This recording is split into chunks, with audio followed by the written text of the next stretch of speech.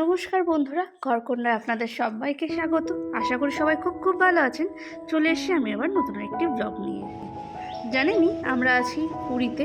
আজ আমাদের পুরীতে তৃতীয় দিন।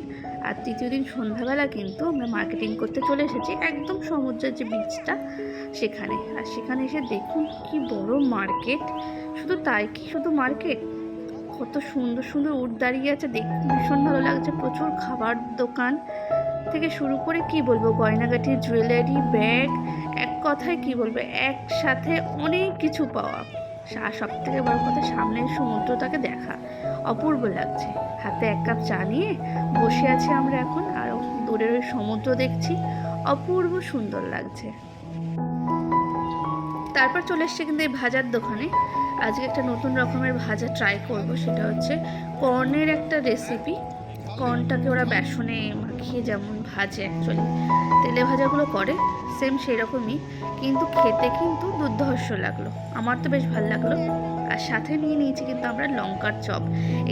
এখানে এসে একটা কমন খাবার, লঙ্কার চপ ভীষণ ভালো লাগে। আমরা এখানে পুরীতে আসলে রোজ সন্ধ্যাবেলা টিফিনে কিন্তু লঙ্কার চপ খেয়ে থাকি, ভীষণ ভালো লাগে। আপনারাও যদি আসেন এখানে অবশ্যই একবার ট্রাই করবেন, আশা করি আপনাদেরও ভালো লাগবে।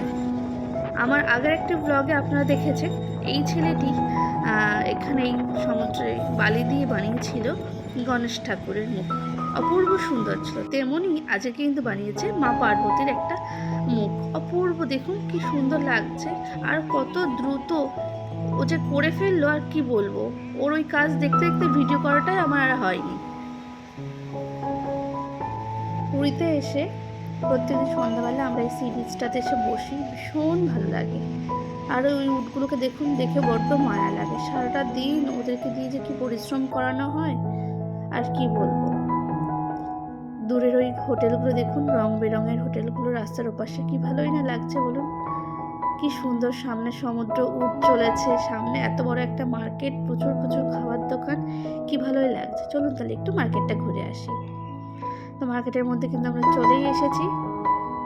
আর এখানে দেখছি নানা রকমের রং বেরঙের ব্যাগ, প্রচুর রকমের শঙ্খ, প্রচুর রকমের চুড়ি, বাসনপত্র, কি বলবো, গয়নাগাটি, কি নেই সব রকম কিন্তু আপনি হাতের কাছে একসাথে অনেক কিছু পেয়ে যাবেন। চলুন তাহলে আর বেশি কথা বলবো না, আপনাদেরকে একটু ঘুরিয়ে নিয়ে আসি।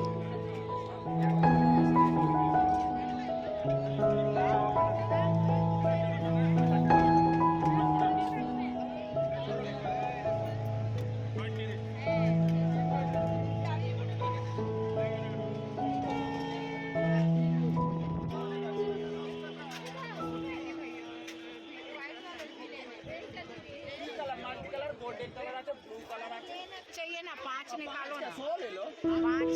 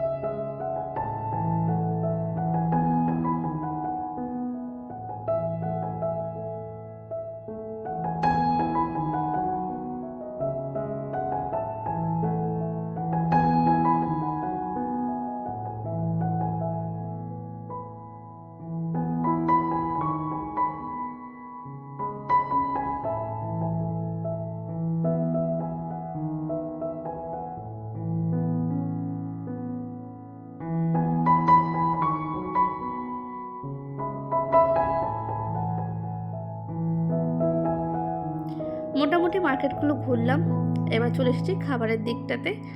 আর বোনের একটু ইচ্ছা হচ্ছিল পাপড়ি চাট খাবে, তো কিন্তু তাই দোকানে দাঁড়িয়ে পড়েছে পাপড়ি চাট নেওয়ার জন্য। তো বন্ধুরা, আপনাদের আমার ব্লগটি কেমন লাগছে অবশ্যই কমেন্ট করে জানাবেন। আপনাদের কমেন্ট আমার কাছে সত্যি খুবই গুরুত্বপূর্ণ। আর ভালো লাগলে অবশ্যই একটি লাইক দিয়ে দিন। আর যারা যারা এখনও সাবস্ক্রাইব করেননি অবশ্যই কিন্তু আমার চ্যানেলটিকে সাবস্ক্রাইব করে দিন। শুধু আমার ইউটিউব চ্যানেলই নয়, আমার ফেসবুক পেজ ঘরকন্যাকে ফলো করতে একদম ভুলবেন না।